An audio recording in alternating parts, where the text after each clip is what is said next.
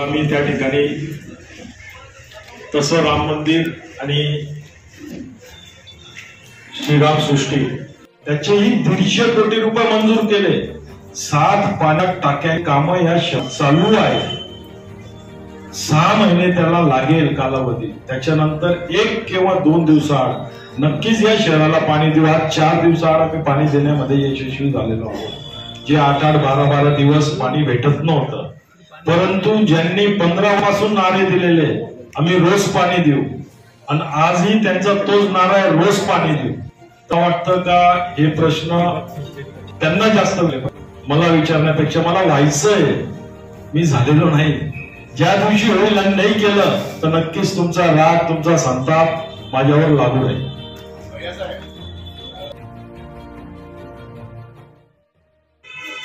विविध प्रकारचे जे त्यांच्या आठवणी आहेत त्याप्रमाणे त्या रामसृष्टीमध्ये असणार आहे। 42 एकर जागेत ती सृष्टी पालिकेच्या ताब्यात आहे। तिथं आज गौचरण जागा आहे, तर भविष्यात त्या जागेवरील आरक्षण बदलून आणि त्या ठिकाणी रामसृष्टी आम्ही करू शकतो। दुसरं, जसं आता लळिंगच्या समोर शासनाने स्वामीनारायण मंदिरला मोठी जागा दिलेली, लळिंगच्या बिलकुल समोर, तर त्या धर्तीवर सुद्धा आपण शासनाकडनं जागा घेऊन ही रामसृष्टी त्या ठिकाणी उभारू शकतो। तर अतिशय सुंदर अशी या शहरात आपण एक रामसृष्टी उभारणार आहोत। जर आरक्षण असेल, मनपाची असेल तर त्याला आरक्षण टाकून घेऊ। नवीन टीपीच्या जे रूल्स असतील त्याप्रमाणे आणि त्या ठिकाणी नक्कीच करू आपण।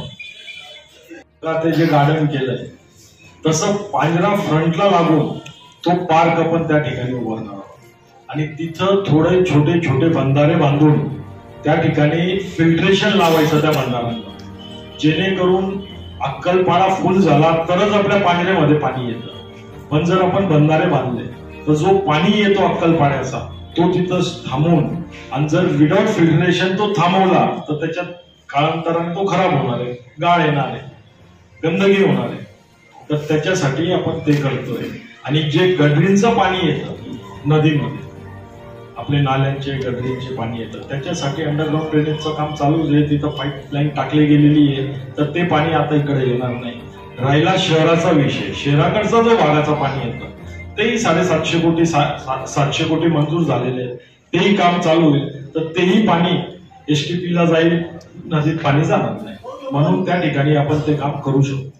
एमजीपीचा तो जो रस्ता आहे तो रस्ता पीडब्ल्यूडीचा आहे, तरी त्या ठिकाणी जे ड्रेनेजचं काम चालू होतं आज पूर्ण झालेलं, फॉल्ट नाही, ते खोदलं जात नव्हतं, तिथं ब्लास्टिंग होऊ शकत नाही। शहरातला विषय जवळपास आहे, तिथं पूर्ण हार्ड रॉक आहे, तिथं फॉल्टचा काय संबंध आला? नवीन लाईन टाकतोय आपण, तिथं फॉल्ट नाहीये, ते कडक स्ट्रक्चर फार कडक होतं, मग होतं ना, म्हणून तर काम पूर्ण झालं। अनेक लोकांनी मोर्चे काढले, सगळं काही काढले।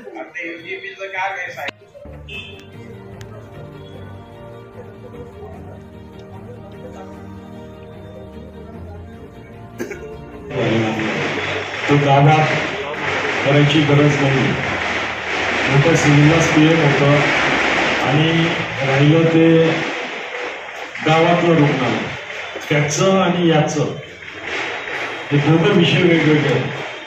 म्हणून आपण त्या ठिकाणी जे विस्तार चालू आहे हिरो मेडिकल कॉलेजचं, अतिशय भव्य विस्तार युतीच्या सरकारच्या काळात त्या ठिकाणी बघा जाऊन किती मोठ्या मोठ्या बिल्डिंग्स होत आहेत, सर्व प्रकारचे त्या ठिकाणी सेंटर्स आपण करतोय।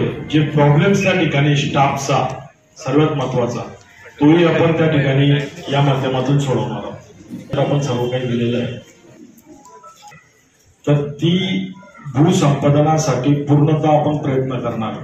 ती जागा आपल्याला काही करून ताब्यात घ्यायची, त्याच्याशिवाय विमानतळाचाही विस्तार थांबणार आहे आणि जास्त काही त्याला त्रास नाहीये, ते होणारं काम आहे। आज विमानतळ जर विस्तार झाला, आपला धावपट्टी जर वाढली तर नाईट लँडिंगची एक सोय होईल। दुसरं, मोठे चार्टर प्लेन जे येऊ शकतात ते येतील आणि ते याच्यासाठी आपल्याला गरजेचं आहे, आपल्याला मोठा उद्योग या शहरात आणायचा आहे. पण आज परिस्थिती अशी आहे का धुळे शहरात म्हणा किंवा नाडानात म्हणा 1 इंच जागा सुद्धा उद्योगासाठी उरलेली नाही. प्लॉट आपल्याला रिकामे दिसतात, पण ते छोटे छोटे प्लॉट दिसतात, सर्वांनी अक्वायर केलेले प्लॉट आहेत.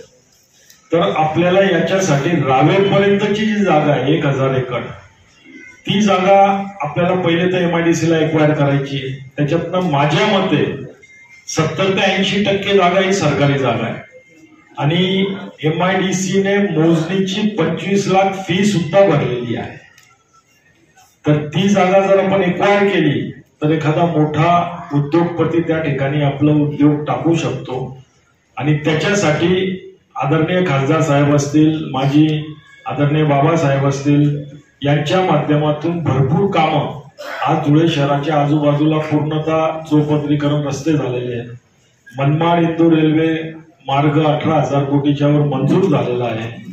मंजूरच नव्हे तर फागण्याजवळ स्टेशनचं काम सुद्धा चालू झालेलं आहे. पहिला टप्पा धुळे नाडाना चालू होतोय. आपण गुजरातशी जोडले जाऊ आणि त्या माध्यमातून सुद्धा आपण इंडस्ट्रीज या ठिकाणी मोठ्या आणू शकतो. तर तो एक विजन डोळ्यासमोर ठेवून आपण हे मुद्दे प्रामुख्याने सर्वात पहिलं कामच आहे आपण करणार. त्या ठिकाणी आपण कृषी विद्यापीठाचा प्रयत्न करू आणि नक्कीच शासनाकडं तुमच्या सर्वांच्या सहकार्याने आपण ती मागणी फार जोरात लावून धरणार आहोत आणि त्या ठिकाणी कृषी विद्यापीठ करायचं आपण पूर्णतः जीवापासून प्रयत्न करणार आहोत. जी जागा आहे कृषी विद्यालयाची स्वतःची जी जागा आहे त्याला लागून जी फाडण्यापर्यंत मागच्या साईड ती जी जागा आहे ती आपण एक्वायर करू शकतो. शेतकऱ्यांना आपण त्यांचा मोबदला व्यवस्थित दिला तर ती जागा एक्वायर होऊ शकते आणि त्या ठिकाणी आपण कृषी विद्यापीठ बनवू शकतो. त्याच्यात कुठलंच फक्त करायची इच्छाशक्ती पाहिजे, प्रत्येक गोष्ट होऊ शकते. ऐका राजू भाऊ, आपलं मनोज भाऊ ऐका नाही हो. मनोज भाऊ, तुमच्या सर्वांच्या माहितीसाठी सांगतो, नगावाली परिसर 551 घरांना उतारायचं काम जवळजवळ झालेलं आहे. 3 दिवसापासून त्या ठिकाणी सिटी सर्वेची मोजणी चालू आहे. त्याच्यासाठी लागणारे मोजणीची फी सुद्धा महापालिकेने भरलेली आहे. नदीकाठी साईबाबा नगर तिथल्या घरांना ऑलरेडी उतारे आपण देऊन चुकलेलो आहोत. तर असं नाही का आपण काम नाही केलं. आता हळूहळू त्या ठिकाणी आपण बाकीचे कामं करतो आहोत. एका दिवसात या गोष्टी होत नाही. याला सर्वे करणे, शासन दरबारी नेणे, सर्व कागद फिरवणे फार. एखादा व्यक्ती त्या झोपडपट्टीमध्ये राहत असतो, तो त्याचे कागद पण द्यायला कधी कधी 6 महिने लावतो. त्यांचे कागद पण आपल्यापर्यंत लवकर येत. तरी आजपर्यंत जे कोणीच केलं नाही ते काम आम्ही केलंय. संदर्भात आज काय विषय होता ते तेवढं धुळे शहराचा विकास महायुतीच्या माध्यमातून कसा करणार याविषयी आपण पत्रकार परिषद घेतली आणि आपला जो विजन आहे तो सुद्धा आपण आज आपल्या सर्वांच्या माध्यमातून जनतेसमोर ठेवलेला आहे. आणि भविष्यात धुळे शहराचं हे विजन नक्कीच आपण अंमलात आणू. हे कागदावर राहणार नाही, प्रत्यक्षात आपण हे सर्व अंमलात आणू.